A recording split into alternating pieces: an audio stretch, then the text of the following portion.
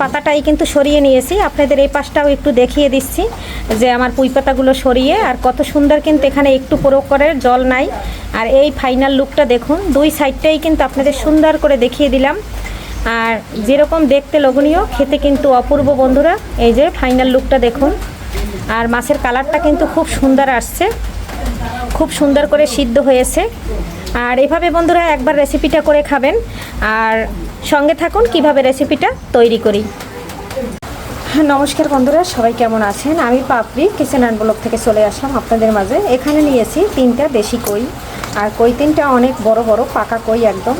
আর কইটা নিয়ে কেটে বেছে ধুয়ে পরিষ্কার করে নিয়েছি একদম গরম জল দিয়ে। আর এখানে নিয়েছি আস্তা রসুন, এখানে আমি এই 5-6টা কোয়া দিব রসুনের।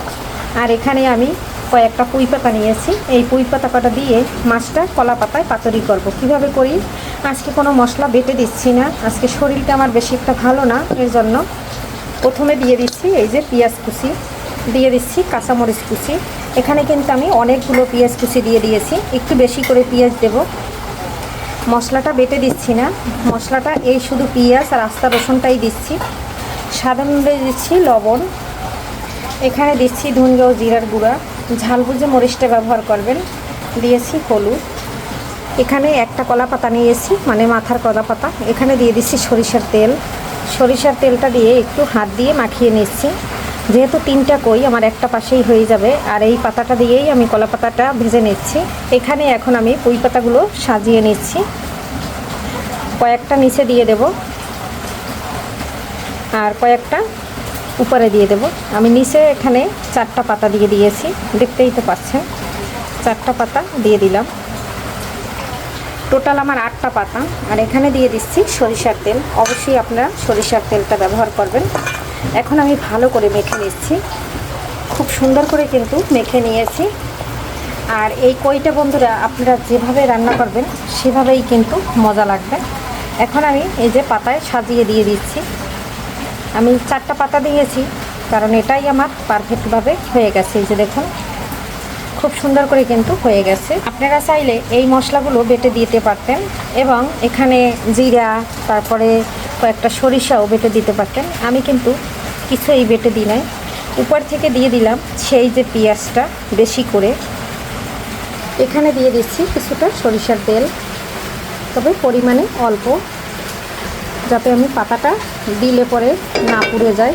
পাতাটা বসিয়ে দিয়েছি, এখন আমি গামলাটা ধুয়ে একটু জল দিয়ে দিচ্ছি, একদম অল্প। পাতাটা কিন্তু মাছ বরাবর দিয়ে দিচ্ছি। এখন এর উপর থেকে আমি আরও যে 3টা মানে 4টা পুঁই পাতা আছে সেটা দিয়ে নিচ্ছি। এই যে দেখুন, সবগুলো কিন্তু দিয়ে দিয়েছি।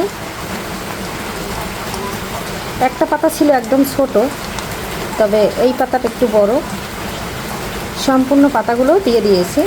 এটা আমার গাছের এই পুঁই পাতা, একদম অল্প। এখন আমি উপর থেকে যে অন্য সাইডের যে পাতাটা আছে সেটা কিন্তু এই যে ভালো করে ঢেকে দিচ্ছি। এখন আমি এটা এখন ঢাকনা দিয়ে ঢেকে নেব। বন্ধুরা এই যে খুব সুন্দর করে ঢাকনা দিয়ে ঢেকে দিয়েছি।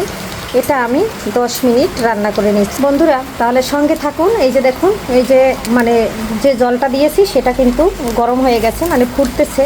আর এটাই কিন্তু খুব সুন্দর করে সিদ্ধ হয়ে যাবে। আর সঙ্গে থাকুন, আমি 10 মিনিট পরে আপনাদের সাথে আবারও ওই পাশটা উল্টে দিচ্ছি।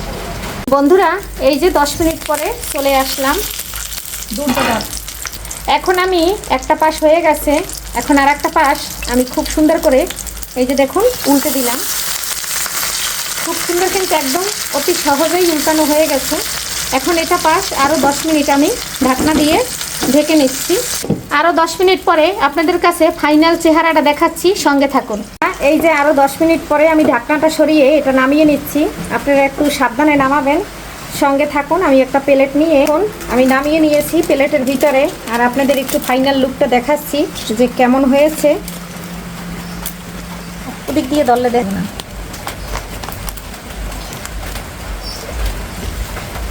বন্ধুরা এই যে ফাইনাল লুকটা, বন্ধুরা এই যে দেখুন পুঁই পাতা দিয়ে মাছ একদম রেডি হয়ে গেছে ভাজা। আর আমি আপনাদের একটু পুঁই পাতাটা সরিয়ে দেখাচ্ছি যে মাছটা কতটা সুন্দর দেখা যাচ্ছে। আর এই যে সরিয়ে নিচ্ছি। বন্ধুরা এই যে ফাইনাল লুকটা দেখুন যে কতটা সুন্দর দেখা যাচ্ছে।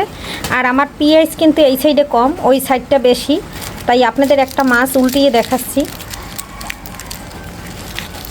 এই যে এভাবে বন্ধুরা একবার হইলেও আপনারা এই রান্নাটা করে খাবেন।